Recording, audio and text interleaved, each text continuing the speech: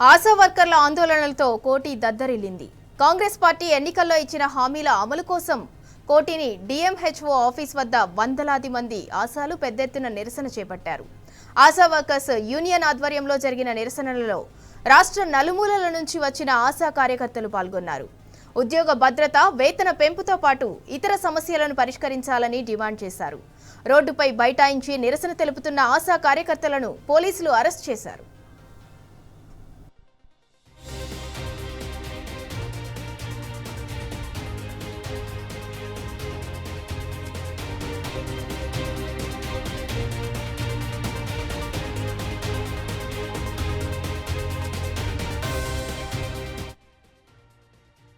బిడ్డ కూడా ఆరోగ్యం బాగలేకోకుండా ప్రజల పట్ల మేము మాతలు ఇచ్చుకుంటా, డెలివరీలు చేయించుకుంటా అనేక సేవలు అందిస్తున్నామని గుర్తుంచుకోండి.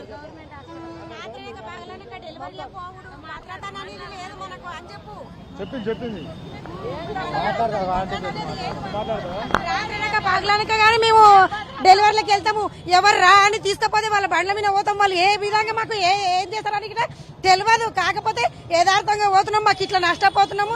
ఇంత దూరం వస్తే మాకు ఏదనేది జాగ్రత్త లేదు, భద్రత లేదు. ఇంత అన్యాయంగా మమ్మల్ని అరెస్ట్ చేసి ఇట్లా మేము ఒక ఆడబిడ్డలమని కూడా తెలియకుండా తీసుకుపోయి వ్యాన్లలో కూర్చోబెట్టుడు, తీసుకుపోవడు, కాలు చేతులు పట్టుకొని మరీ అన్యాయంగా తీసుకుపోతుండ్రు. వాళ్ళ అమ్మలు వాళ్ళ అక్క చెల్లెలు ఉంటే వాళ్ళు అట్లా చేస్తారా? చెయ్యరు. మాకు ఎంత బాధ ఉండి మేము ఇట్లా అరుస్తున్నాము, రోడ్ల పైన వచ్చినామంటే మాకు చాలా బాధ ఉండే మేము వచ్చినాము, లేకపోతే రాకుంటే పనికి బట్టి పారితోషికం అన్నారు. మేము 4 డెలివరీలు చేస్తే మాకు 4 డెలివరీ, ఒక్కటే డెలివరీ, ప్రతిది ఒక్కటే. వర్క్ ఏమో ఎక్కువ, అమౌంట్ ఏమో తక్కువ. పని చేయంటే ఎట్లా చేస్తాం చెప్పు? మాకు బాధ ఉండే వచ్చినాము. నీవు అప్పుడెప్పుడో ఒప్పుకొని అవన్నీ ఇచ్చేసి ఇప్పుడు ఇవ్వకపోతే మాకెంత బాధ ఉంటుంది. బాధ ఉండే అంటున్నాం మేము. ఎలక్షన్లప్పుడు నువ్వు ఏదే మాట, నువ్వు గెలవాలని ఒక మాట పూర్తిగా నువ్వు ఇచ్చేసుకున్నావు, కానీ అంతకు మించి ఏమి లేదు. అట్లా ఇస్తాడు కదా మన రేవంత్ రెడ్డిని గెలిపిద్దాము, మనకి ఇస్తారు కదా అని మేము ఇచ్చేసినాము. కాకపోతే మాకు ఇట్లా మరీ అన్యాయంగా చేస్తామని మాకు తెలియదు. నీవు ఒక సీఎం కాదు, నువ్వు ఉండి వేస్ట్. మాకు ఏమి భద్రత ఉంది? ఈడ మేము ఉన్నోళ్ళం ఉన్నాము, భూములు ఉన్నోళ్ళు ఉన్నాము, లేని వాళ్ళు ఉన్నాము, భర్త చనిపోయిన వాళ్ళు ఉన్నారు, అందరూ ప్రతి ఒక్కరం ఉన్నాము మేము.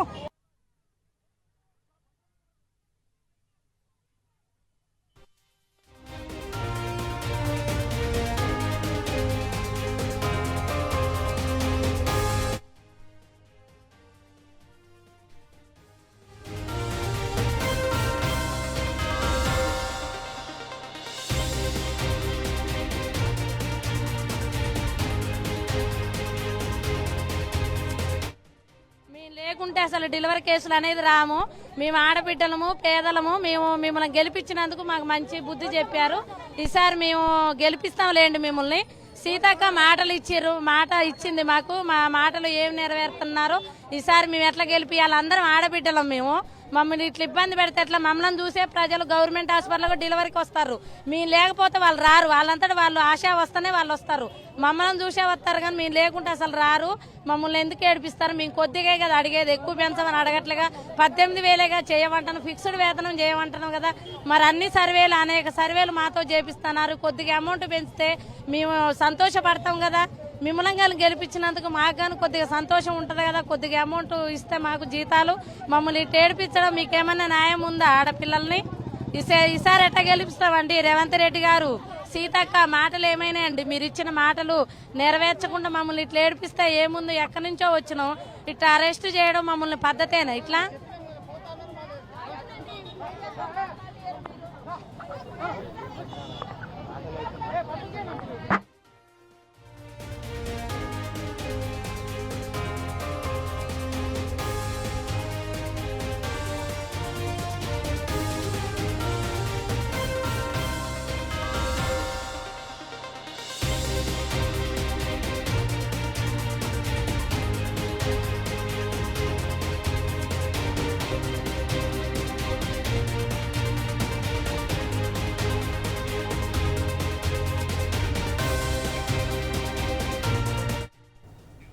ఆశా వర్కర్ల ఆందోళనలతో కోటి దద్దరిల్లింది. కాంగ్రెస్ పార్టీ ఎన్నికల్లో ఇచ్చిన హామీల అమలు కోసం కోటిలోని డిఎంహెచ్ఓ ఆఫీస్ వద్ద వందలాది మంది ఆశాలు పెద్ద ఎత్తున నిరసన చేపట్టారు.